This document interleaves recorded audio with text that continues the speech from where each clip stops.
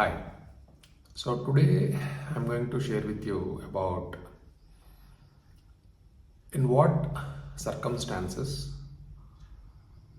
court orders to pay interim compensation up to 20% in a check bounce case. Whenever a check bounce case is filed, this is a very strange law wherein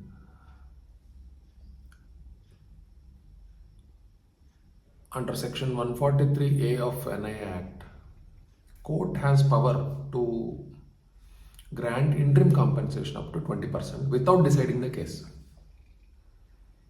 Now this is unfortunate because if the case is decided otherwise, that is to say if the case is dismissed, if the case of the complainant is dismissed, what happens to that 20%? How the 20% has to be recovered from the complainant is still a question, a very difficult question to answer, even by the courts or the law. But anyhow, whenever a check bounce case is filed, law says an interim compensation may be granted by the court. Now, what is the meaning of may and what is the meaning of shall is very different in the eye of the law. Whenever may is used in an expression in the law, it means optional. And whenever shall is used in the law, it is compulsory. In other words, in the legal terminology, it is called directory if may is used. That is, it is only a direction given by the law. And whenever shall is used, it is compulsory, mandatory. So that's how may and shall is interpreted in the eye of the law. So here the expression may is used. The word may is used that the court may grant interim compensation up to 20%. So this is the expression that is used. Supreme Court in the recent judgment set down the parameters because this can be totally misused by the complainant.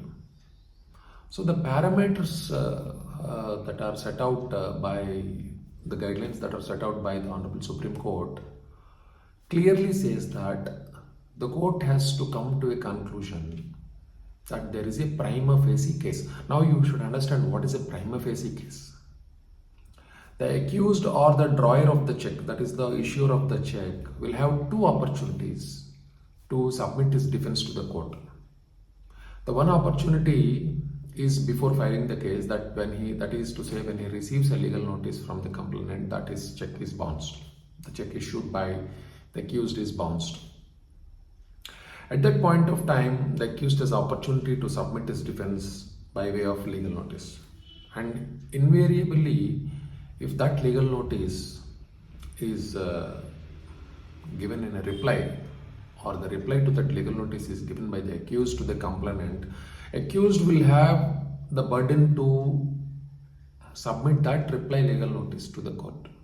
Otherwise, it is suppression of facts. So therefore, in that reply legal notice also, the accused has an opportunity to submit his defense. Whatever may be the defense, that the check is not signed by him, or the check is stolen, or the check is misused, etc. Any sort of defense can be submitted by the accused to the reply to the legal notice sent by the complainant when the check is bounced. The other opportunity, the second opportunity that comes to the accused is after filing the case. Now, when the check bounce case is filed, summons are served to the accused to come to the court. After that, court orders accused to submit sureties, and after that he is examined, and after that when he pleads not guilty, then court goes ahead and conducts the trial. And once he pleads not guilty, court directs the accused to submit a defense statement. A defense statement is a reply to the complainant's case, to the complaint filed by the complainant.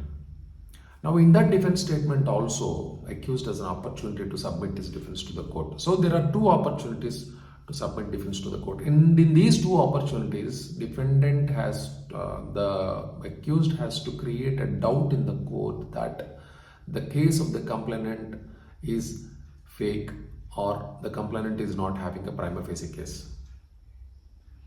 Prima facie case means the case,